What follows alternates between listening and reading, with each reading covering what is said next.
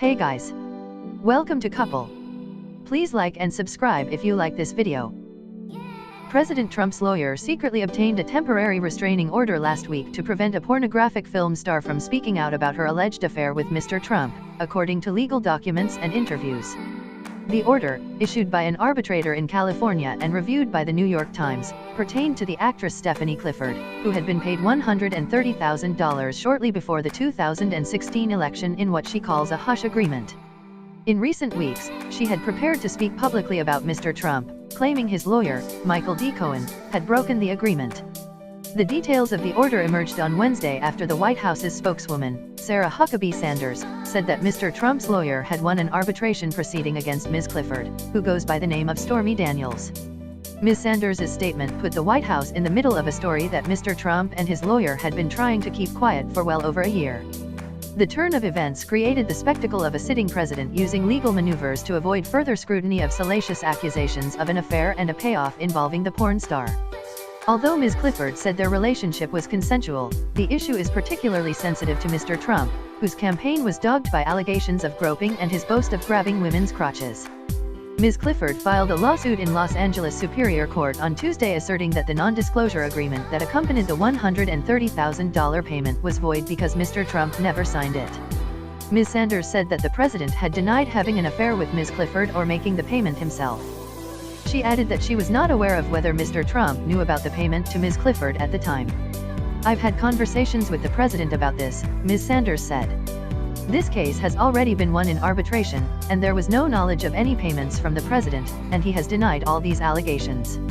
Lawrence S. Rosen, a lawyer representing Mr. Cohen, said in a statement on Wednesday that an arbitrator, who found that Ms. Clifford had violated the agreement, barred her from filing her lawsuit and making other disclosures of confidential information.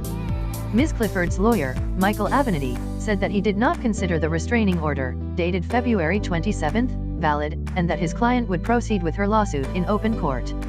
"This should be decided publicly," he said. Ms. Clifford's non-disclosure contract, made public through her lawsuit, calls for disagreements to be settled through confidential, binding arbitration. The lawsuit was filed a week after Mr. Cohen initiated arbitration proceedings, but the court papers did not say what was at issue or refer to the restraining order.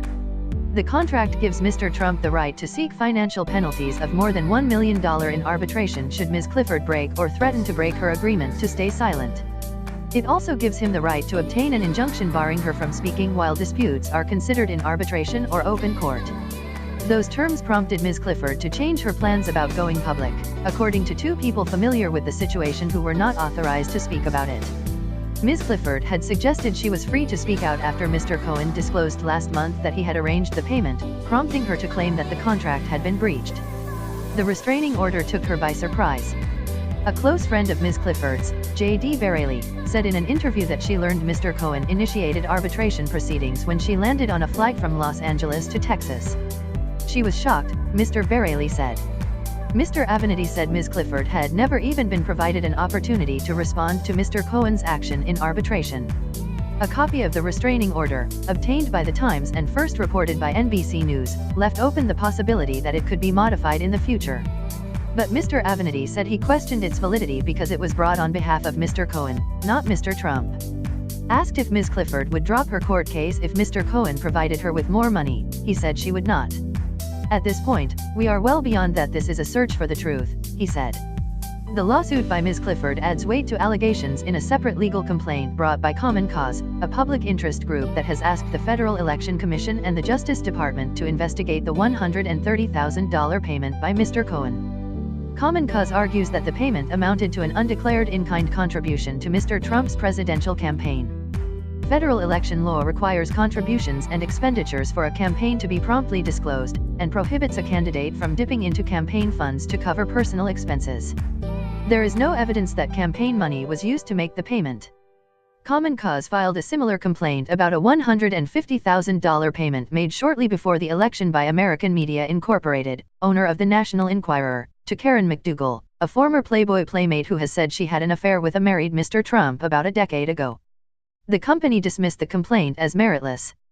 The Enquirer never published a story about the alleged affair, and Common Cause asserts that if the payment was intended to keep Ms. McDougal quiet, it would be an illegal coordinated expenditure by a company on behalf of the Trump campaign.